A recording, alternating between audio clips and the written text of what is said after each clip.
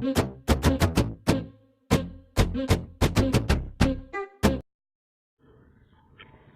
តិវត្តសាស្ត្រសូមជូនប្រវត្តិសាស្ត្រសម័យលង្វែក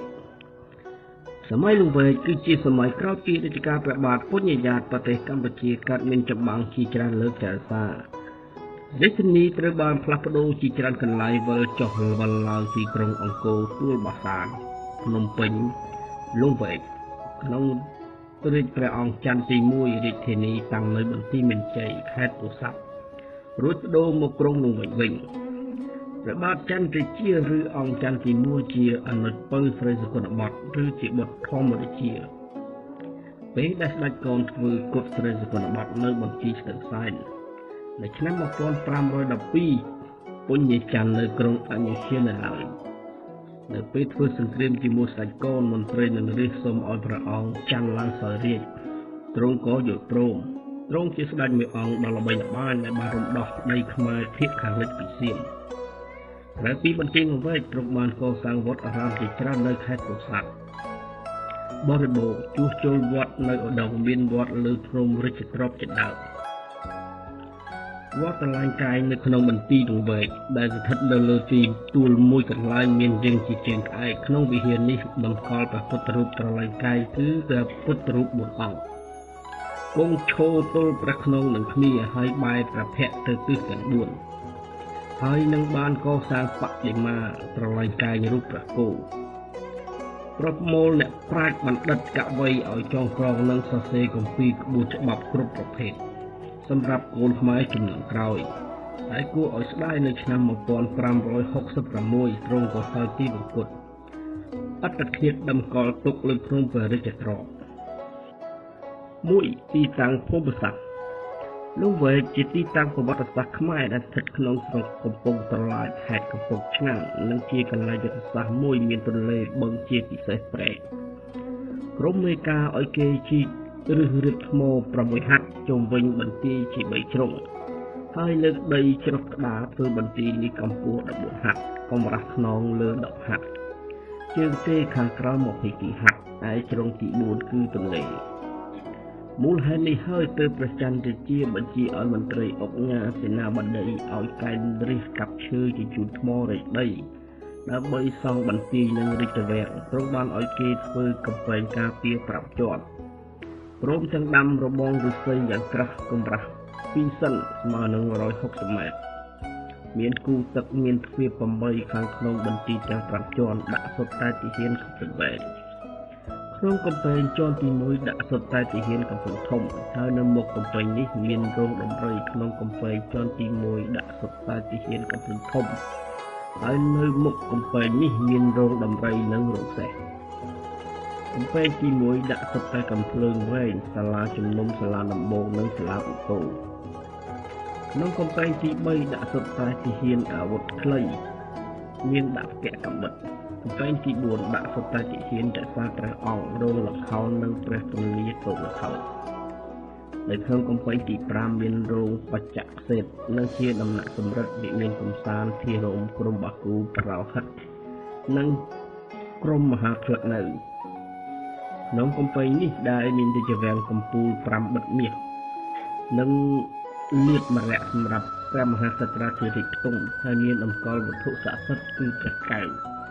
ឬព្រះតឡាញកាយនិងព្រះគោចំនួន12ដែលនៅក្នុងទូព្រះគោទាំងនោះមានរក្សានៅគម្ពីរក្បួនសាស្ត្រាដ៏មានតម្លៃលើសលប់មានផ្ទះស្រីស្នំក្រុមការបត្រាបត្រីនិងមានឃ្លាំងធំធំទុកស្រូវអង្គអំបិលប្រហុកត្រីងៀតត្រីឆ្អើរនិងឃ្លាំងសាស្ត្រាវុធម្យ៉ាងទៀតតាមជំនឿរបស់ខ្មែរព្រះគោនិងព្រះកែវជាបុព្វបុរសកើតនឹងគ្នាដែលអ្នកស្រុកតែងតែគោរពបូជាទុកជាវត្ថុស័ក្តិសិទ្ធិដោយសារនៅក្នុងបន្ទាយលង្វែកមានរូបព្រះគោព្រះកែវគេមានជំនឿថានេះជាបន្ទាយមួយយ៉ាងមាំសម្រាប់ការពារសក្តិផលនិងឃ្លាំងវប្បធម៌ជាតិបន្ទាប់ពីអង្គរបន្ទាយលង្វែកមានប្រវែង2សហត្ថម៉ាត្រនិងបណ្ដោយប្រវែង3សហត្ថម៉ាត្រហើយចំណាយពេលសាងសង់ចាប់ពីឆ្នាំ1527ដល់1529និយាយរួមរយៈពេល2ឆ្នាំគត់ 2ព្រះរាជានិងព្រឹត្តិការណ៍សម័យលង្វែកព្រះបាទចន្ទរាជាពីឆ្នាំ1516ដល់1566ព្រះបាទចន្ទរាជាជាព្រះអនុជពៅរបស់ព្រះបាទស្រីសុគន្ធបុត្រនៅក្នុងឱកាសដែលស្ដេចកូនធ្វើគុតព្រះបាទស្រីសុគន្ធបុត្រនៅបន្ទាយស្ទឹងសែនក្នុងឆ្នាំ1512នោះព្រះអង្គចន្ទរាជាកំពុងនៅក្រុងអយុធ្យាសុខសៀនឯណោះនៅពេលទទួលបានដំណឹងនៃភ្លាមព្រះអង្គរកមធ្យោបាយមករំដោះរាជបល្ល័ង្កក្នុងអំឡុងសង្គ្រាមនេះប្រជារាស្ត្របានសុំឲ្យព្រះចន្ទរាជាឡើងសោយរាជ្យព្រះអង្គក៏ឡើងគ្រងរាជ្យសិនដោយមានព្រះនាមសម្រាប់រាជថាព្រះបរមរាជាចន្ទរាជានៅគ្រិស្តសករាជ1516រហូតដល់ឆ្នាំ1526ជោគជ័យត្រូវបានទាំងស្រុងមកលើចន្ទរាជាដោយស្ដេចកូនត្រូវបានចាប់ហើយសម្លាប់ចោលចាប់ពីឆ្នាំ1527ព្រះបាទចន្ទរាជាបានឲ្យគេសាងសង់មន្ទីរលង្វែកនៅឆ្នាំ1529ព្រះអង្គយាងទៅគង់នៅមន្ទីរលង្វែកហើយលង្វែកក៏ក្លាយជារាជធានីខ្មែររហូតដល់ចុងសតវត្សទី16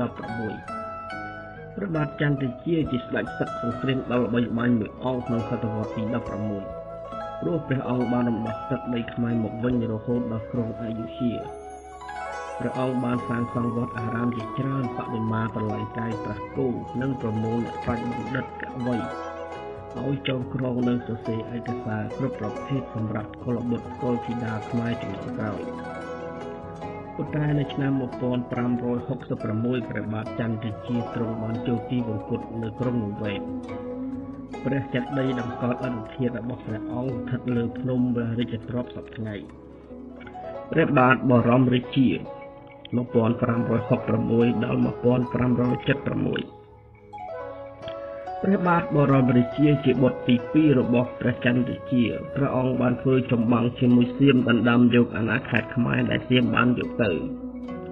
នៅឆ្នាំ1570ព្រះអង្គបានយាងទៅគង់នៅរាជធានីអង្គរដើម្បីប្រមូលទ័ពទៅរំដោះយកខេត្តនគររាជសីមាហើយដាក់មន្ត្រីខ្មែរឲ្យនៅត្រួតត្រានៅទីនោះនៅឆ្នាំ1574ដោយទ័ពភូមិនិងទ័ពខ្មែរវិគៀបសៀមខ្លាំងពេកស្ដេចខៀមបង្ខំចិត្តចុះសន្ធិសញ្ញាចងស្ពានមិត្តរីជាមួយខ្មែរហើយព្រមប្រគល់ខេត្តនគររាជសីមាចន្ទបុរីនិងបច្ចឹមបុរីមកឲ្យមហាក្សត្រខ្មែរវិញចម្បាំងខ្មែរសៀមលើកនេះគឺខ្មែរធ្វើការដឹងថាស្ដេចសៀមរវល់តែធ្វើចម្បាំងជាមួយលៀនសៀមជួយភូមិឲ្យបង្ខំចិត្តក្នុងចម្បាំងជាមួយលាវព្រះបាទបរមរាជាទ្រង់សោយទីវង្គតនៅឆ្នាំ1576ព្រះបាទសត្ថាទី1 1576ដល់1586ព្រះបាទសត្ថាទី1ជាបុត្រច្បងរបស់ព្រះបរមរាជាត្រូវបានសោយរាជសម្បត្តិបន្តឯបុត្រប្អូនព្រះបាទស្រីសុរិយាភរណ៍ជាឧបរាជក្នុងរាជការព្រះបាទសត្ថាទី1ប្រទេសកម្ពុជាបាត់បង់ឥទ្ធិពលនិងសិទ្ធិអំណាចស្ទើរតែទាំងអស់ពីអាស៊ីអាគ្នេយ៍នៅឆ្នាំ1586ព្រះបាទសត្ថាទី1ដាក់រាជសម្បត្តិឲ្យបុត្រច្បងព្រះនាមជ័យជេដ្ឋាទី1ព្រះបាទជ័យជេដ្ឋាទី1 1586ដល់1593ព្រះបាទជ័យជេដ្ឋាទី1ជាបុត្រច្បងរបស់ព្រះបាទសត្ថាទី1បានឡើងគ្រងរាជសម្បត្តិដោយមានព្រះជន្មទើបតែ11វស្សាឯបុត្រទី2ព្រះនាមពុញ្ញតន្តមានព្រះជន្ម6ព្រះវស្សាជាមហាឧបរាជចំណែកព្រះបាទស្រីសុរិយាភរណ៍ជាមហាឧបយមរាជក្នុងរាជការព្រះបាទជ័យជេដ្ឋាទី1ប្រទេសជាតិចុះទរសោយ៉ាងខ្លាំង